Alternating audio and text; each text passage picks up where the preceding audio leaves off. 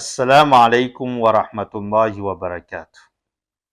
Amin'ity androany ity antsika insha Allah dia haka ireo zavatra manimba ny fifehezana.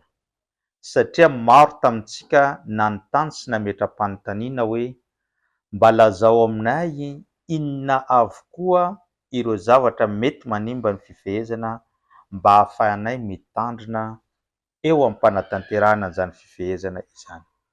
Ka indro antsika insha Allah androany hiresaka ireo zavatra manimba an'izany fifehezana izany. Ny voalohany amin'izany dia ilay fantatra hoe al-aklu wa shurbu amdan, ny fihinananao zavatra sy ny fisotroanao zavatra an-tsitrapo na fananina. Izany hoe raha misy olona eo am-panatanterahana ny fifehezana ka tampotampoka teo izy te hisakafo de nisakafo, na tampotampoka teo na enina ngetaeta izy de naka rano nisotro nefa mifantany tsara fa izy mifehy, de izany fifehezana izany tapaka na simba amin'izay fotoana izay. Ary tsy maintsy hosoloana izany rehefa tampotra ny volana Ramadan, ilay andro anankiray izay nanapahany iny tsy maintsy hosoloany satria takiany Tompo Allah ny fanoloana azy. Fa raha misy indray ny olona anankiray tafisakafo ary tafisotro nefa tsy fananina izany fa vokatry ny fanadinoana, de izany olona zany afaka manohy foana ny fifehezany satria ny fihinanany sy ny fisotroany de efa avy tamin'ny Allah ary efa nankasitrahany Allah mihitsy izany matoa nataony Allah nanadino izy tamin'izay.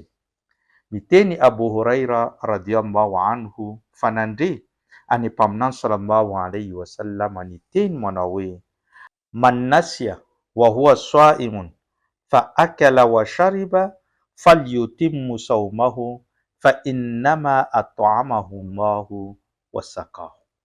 Nizanizy aminareo tenenin'ny mpaminany sallallahu alaihi wasallam nanadino hoe izy mifehy ka tafihinana sy tafisotro de aoka izy hanohy ny fifehezany satria efa Tompo Allah mihitsy no nampisakafo sy nampisotro azy tamin'izay fotoana izay. Izany hoe raha ny hinana sy ny sotro an-tsitrapo ianao de tapaka ny fifehezanao, fa raha ohatra kosa noho ny fanadinoana noho ny hinananao an'izany sakafo zany de tsy tapaka ny fifehezanao ary azonao tohizina amin'izay fotoana izay. Ny zavatra faharoa manimba ny fifehezana dia al-qai, izany hoe ny fandoavana. Indraindray antsika mangaroharo de lasa mikarona an'izany tenda izany ka mandoa. Ka raha ohatra ka ianao nikarona tenda an-tsitrapo ka nandoa de tapaka ny fifehezanao. Fa raha sanatria kosa nangaroharo anao ka nandeha teny ny fotoana de tafandoa anao fa tsy fananinao, de amin'izay fotoana izay tohizanao ihany ny fifehezanao satria tsy tapaka ny fifehezanao amin'izay fotoana izay. Satria ny teny mpaminany sallallahu alaihi wasallam amin'ny hadisy marim-pototra manao hoe man dara'ahu al-qai'u fala qada'a alayhi wa man istaqa fa alayhi al-qada. Izay olona tafandoa tsy fananiny dia tsy mandoa na tsy manola an'izany fifehezana izany. Fa izay nikarona tenda kosa nanao fananina ny nikarona tenda ka tafandoa de aoka izy hanolo ny andro izay nikaromany tenda iny satria tapaka ny fifehezany tamin'izay fotoana izay. Ny zavatra fahatelo manimba ny fifehezana dia al-istimna, ny famoahana ranonaina an-tsitrapo na ny fantatra hoe masturbation. Io dia manapaka ny fifehezana.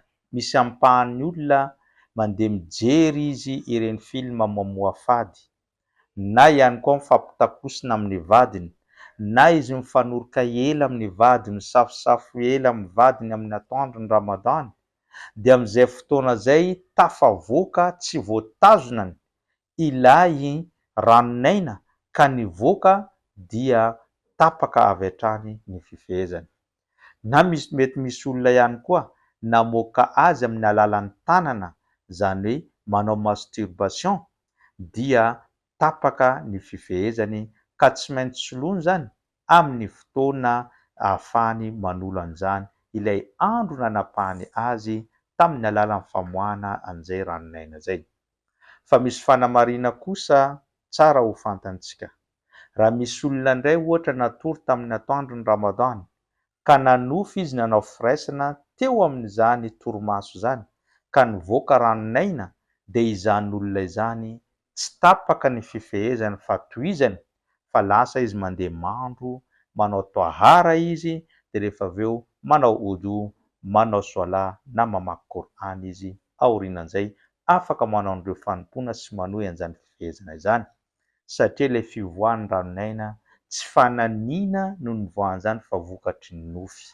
Na ihany koa natory izy tsy nanofy, fa rehefa mifoha izy dia nahita an'izany slipony na ny lambany feno ranonaina, dia tsy manolo an'izany fifehezana izany satria tsy fananiny izany. Fa ilay nanao fananiana kosa tamin'ny alalan'ny fijerevana video mamoha fady, tamin'ny fisafosafoana vady, fanoroana vady, tamin'ny alalan'ny masturbation, dia tapaka izy ary tsy maintsy soloiny izany fotoana nahatonga an'izany fanapahana izany. Ny zavatra manaraka manimba ny fifehezana dia ny fahatongavan'ny fadimbolana eo amin'ny vehivavy. Izany hoe raha misy vehivavy mifehy nanomboka tamin'ny maraina ka amin'ny atoandro tonga ny fadimbolany, dia tapaka izany. Na amin'ny harivariva tonga ny fadimbolany, dia tapaka izany. Na ihany koa na dia 2 minitra na 30 secondes mialohan'ny hanaovana iftary ka nilatsaka na tonga ny fadimbolan'ny vehivavy, dia tapaka ny fifehezany ary soloiny izay amin'ny fotoana manaraka, satria efa tsy fenin'izany vehivavy izany intsony ilay fepetra ny fifehezana, dia ny vehivavy madio ara-pinoana, tsy tonga fotoana ary tsy mandeha lio na tsy mandeha rà mikoriana aorian'ny fiterahana. Noho izany, raha tonga zany eny anelanelam-potoana ny fadimbolan'ny vehivavy, dia tapaka ny fifehezany ary soloiny izany amin'ny manaraka. Ny teboka manaraka manimba ny fifehezana dia manao alfitra wa huwa saim. Izay olona nametraka fikasana fa tsy hifehy raha ampitso, mety hoe handeha hanao voyage na mety hoe vokatra ny aretina mahazo azy dia hitany fa faible izy, dia nametraka finiavana fa tsy hifehy izy raha ampitso. Nefa noho ny tonga ny maraina dia hitany fa lasa miforma izy, na rehefa tonga ny maraina dia tsy tafandeha voyage tampoka izy fa nisy fiovana, dia eo indray izy hifehy satria mbola tsy nisakafo na ihany koa mbola tsy nisotro, dia amin'izay fotoana izay tapaka ihany ny fifehezany ary tsy manan-kery ny fifehezana iny, satria ny fifehezana Ramadana dia ny finiavana apetraka amin'ny alina mialohan'ny hiposahany maraina, nefa izy nametraka nia sy ny fikasana fa tsy hifehy tamin'ny alina, ka noho izany rehefa tonga amin'ny maraina dia raisiny amin'ny tsy nifehy, na dia mbola tsy nisakafo, na dia tsy raikitra aza izany voyage, na tsy raikitra ihany koa ny zavatra izay tokony hataony. Ka izany olona izany tsy maintsy soloiny iny andro izay nametrahany finiavana fa tsy hifehy iny aorianan'izany volana Ramadana izany. Farany anisan'ny manimba ny fifehezana dia ny firaisana ara-nofo amin'ny atoandro ny volana Ramadana, ary aoka antsika hitandrina mafy amin'ity iray farany ity. Satria nahoana? Satria raha tafanao firaisana ara-nofo ianao amin'ny vadinao amin'ny atoandro ny volana Ramadana, dia indray andro amin'iny soloinao 80 andro tsy ankiato amin'ny fifehezana. Na ihany koa fampisakafoana ny olona miisa 80 isa. Zay no sazy, satria misy onitra tamin'izany tsy fanajanao ny atoandro ny volana Ramadana izany.